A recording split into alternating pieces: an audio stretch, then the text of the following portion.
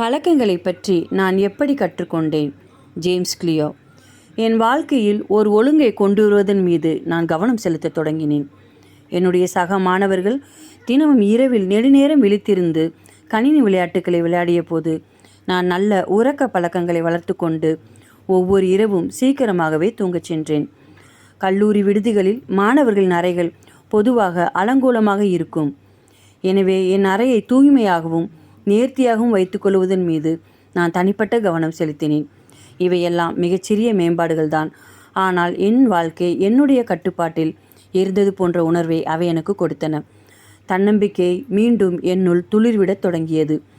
என் மீது நான் கொண்டிருந்த நம்பிக்கை அதிகரித்ததன் விளைவாக வகுப்பில் என்னுடைய படிப்பு பழக்கங்களும் மேம்பட்டன.